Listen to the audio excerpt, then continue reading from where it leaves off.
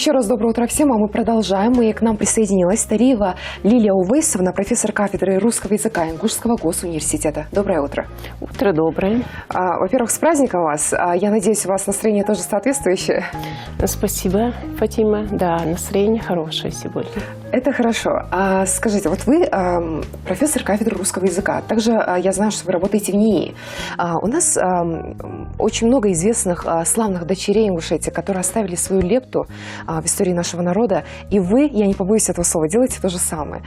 Скажите, что из всей вашей работы, что вы можете отметить? Вот самое главное для вас. Да, вы, Фатима, правы. У нас очень много достойных ученых и в университете, и в научно-исследовательском институте.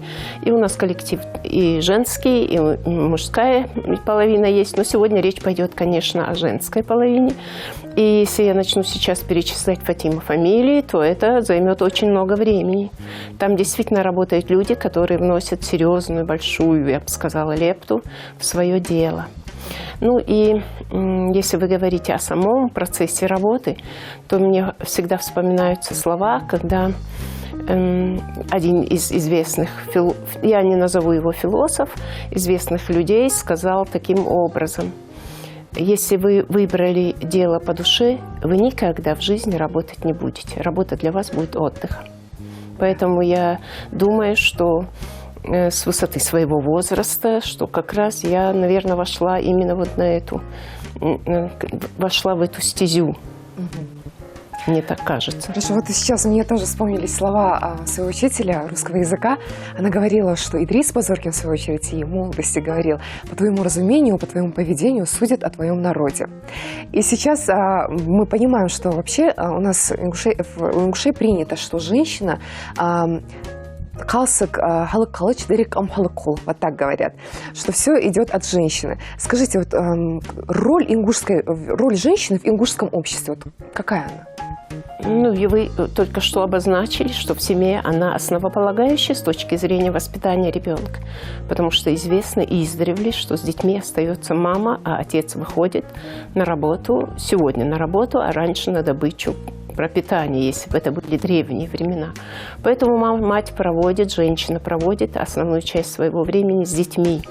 Даже если сегодня женщина работает, тем не менее она связана с детьми, она с ними, и от того, какая она, в быту, какая она была и в детстве, и в юности, и в молодости, от этого зависит, какая она будет и в семье.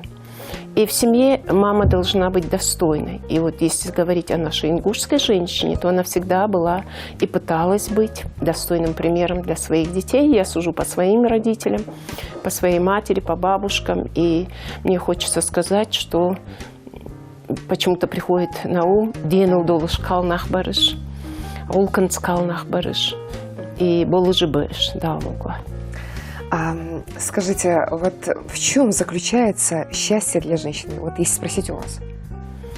Счастье – это когда у тебя в семье все благополучно, а потом уже на работе и так далее. В семье – это когда женщина счастлива со своими детьми и в своей семье. Если у нее там все благополучно, у нее все налаживается, и работа, и все остальные сферы деятельности ее жизни. Потому что когда у меня есть студенты, и они иногда случается, что они образуют семью, будучи студентами, и когда у них возникают ситуации в семье, выбор, какой-то процесс учебный, или семья, там сын, муж и так далее, я всегда им говорю: выбирайте в пользу семьи. То есть семья вне очереди. Все наши гости сегодня это отмечают. Отлично. Хорошо. Тогда, как мы знаем, вы в работе, НИИ, университет, студенты. У вас вообще хватает на семью? Ну, вы знаете, дочь моя уже выросла и уже студентка. И поэтому с этой точки зрения мне немного легче. Не маленькая. Вот с этой точки зрения легче. Но мать, она чем отличается? Я не знаю, как отец, но я точно знаю, что мать, у нее, наверное, нет ни одного часа в день, когда бы она не думала о своих детях, о своем ребенке. Поэтому я думаю, что она и душой, и мыслями всегда связана с детьми, будь они маленькие или большие. И с этой точки зрения женщина, она она стоит во главе семьи, вот с этой точки зрения. Действительно, у нас еще такой менталитет, все об этом говорят, что женщина занимает особое место. Но многие сетуют, почему только раз в году уделяют женщинам внимание, что праздник – это формальность. Что вы скажете на это? Ну, вы знаете, если говорить о нашей женщине, об ингушской, у нее жизнь непростая. И не была простой, у наших родителей тоже.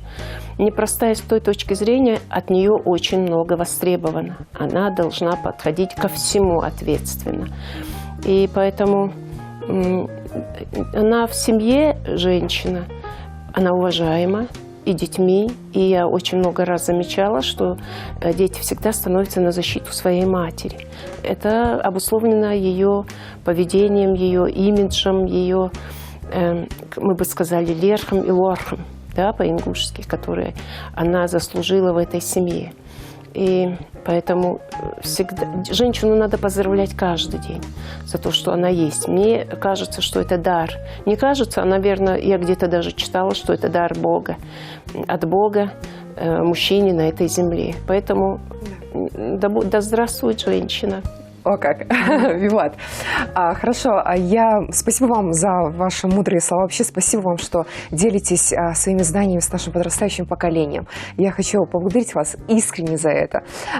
И такая небольшая приятность от нас. С праздником еще раз. Спасибо, Фатима. Очень приятно и очень красивые цветы. Спасибо и хорошего настроения. Благодарю вас, Фатима. Я напомню, что это утро вместе с нами встречал профессор кафедры русского языка Ингушского госуниверситета Тариева Лилия Увейсовна. Мы продолжаем наш эфир. Оставайтесь с нами.